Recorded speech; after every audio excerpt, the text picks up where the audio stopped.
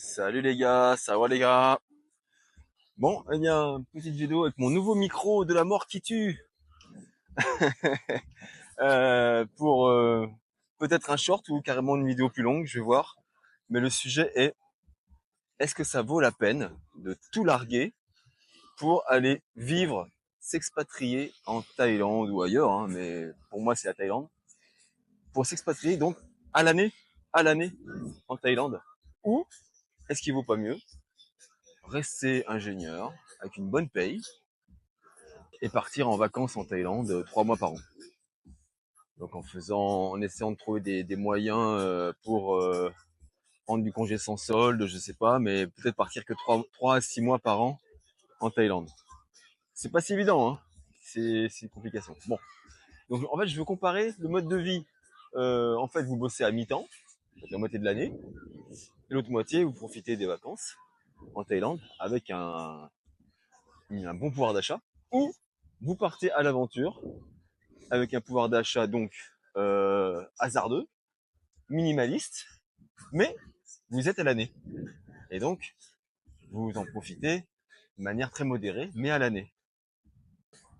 Voilà. Qu'est-ce que vous préférez? En tout cas, moi j'ai essayé les vacances, alors pas 3 mois par an, mais presque. Hein. En fait, quand on comptabilise les vacances, quand on est salarié, ça dure longtemps. On a plus d'un mois de vacances, en vérité. On a un mois et demi de vacances avec les RTT, vous savez. Donc, on peut profiter d'un mois et demi, 2 mois, 3 mois, en essayant de cumuler des, voilà, et partir donc 2 mois par an en Thaïlande, 3 mois, 4 mois. Et, et ça, vous pouvez en profiter du coup. Parce qu'en partie, vous avez des congés payés, et en partie, vous prenez du congé sans solde. En gros, vous pouvez avoir un budget de ouf en partant en Thaïlande. Si en plus vous débrouillez pour relouer, sous-louer votre appartement, un truc comme ça, voilà. Vous pouvez trouver des moyens vraiment de profiter de la Thaïlande pendant, allez, disons 3 mois par an, entre 3 et 6 mois. Euh, et le reste de l'année, donc 6 à 9 mois, bah, vous bossez. Ah bah, ça, par contre, vous bossez. À Paris, en France, pour une société qui vous exploite. Ou non, pour un beau coup, là, moi j'avais un boulot cool, là, je vais pas me plaindre. Voilà. Euh, mais, mais, vous n'êtes pas en Thaïlande. Mais, quand vous bossez, même si le boulot vous plaît, même si vous avez une vie sympa à Paris, vous rêvez de la Thaïlande, vous rêvez de vos vacances. Et vous, vous attendez peut-être 6 mois, 9 mois avant de repartir en vacances. Je sais pas, ça me paraît long tout ça. En tout cas, moi qui ai essayé les deux, j'ai essayé les vacances et le salariat. Et là, ça fait plus d'un an que je suis en mode entrepreneur, mais entrepreneur à distance, entrepreneur euh, expatrié, mais entrepreneur minimaliste pour l'instant, puisque évidemment, j'ai pas encore de rentrée d'argent et en plus, je dois investir dans ma société. Donc c'est doublement minimaliste. Je suis doublement dépourvu par rapport à ma situation de salarié en vacances, en congé, en congé payé, voilà.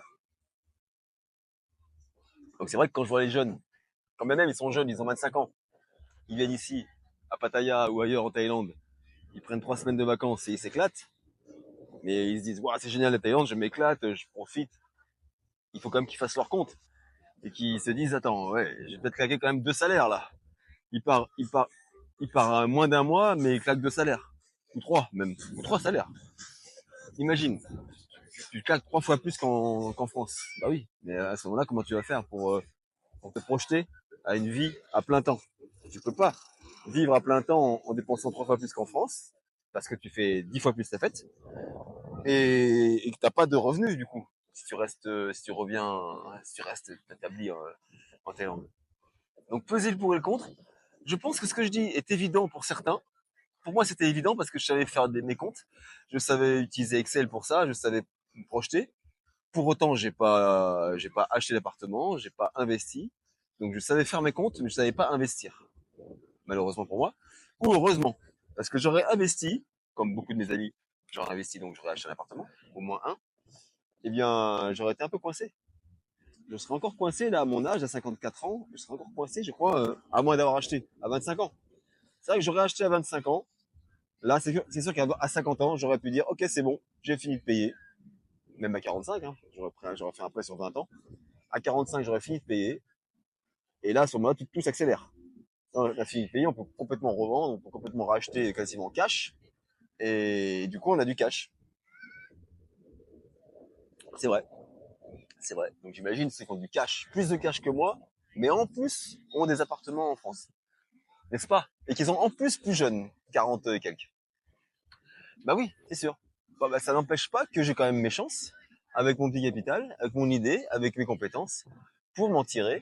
Et comme je vous le dis, en Thaïlande, on n'a pas besoin de grand-chose, c'est ça qui est bien. Là, j'apprends depuis un an, j'apprends à vivre avec peu, tout en profitant un max. C'est génial. Donc là, derrière moi, il y a le Jomtien Night Market, où je peux manger pour moins de 100 bahts.